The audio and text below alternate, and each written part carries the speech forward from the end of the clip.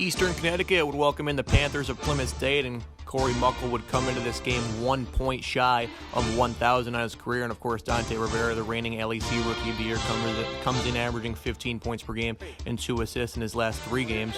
And Muckle, he'd get that 1,000 points out of the way early. Just 4 minutes into this contest, he'd rise up and hit a deep 3 as he would become the 33rd player in the program's history to make 1,000 points in his career. We'll take another look at that one as he takes that deep one off the handoff from close. Muckle was able to get that milestone out of the way early on in this game, and he wasn't done yet, however. He'd work on Jalen Leroy here, hit a step-back 3 right in his face, as that gave Eastern a 3-point lead with just a few minutes left in the first half. But Plymouth State would respond rather nicely as Manny Sanchez, he gets a floater over Jake McCarthy to give them their first lead since it was 2-0. Then the next possession, Cody Graham high off the square as Plymouth would roll into halftime with a 3-point lead.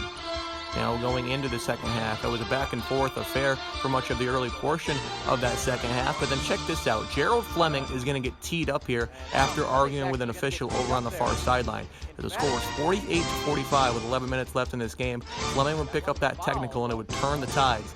And just fast forward 2 minutes, and it's an 11-point lead for Eastern. Now make it 13 as Seth Thomas hits that jumper, as Eastern will go on a 10-0 run after that Plymouth State technical foul to give them their largest lead of the day.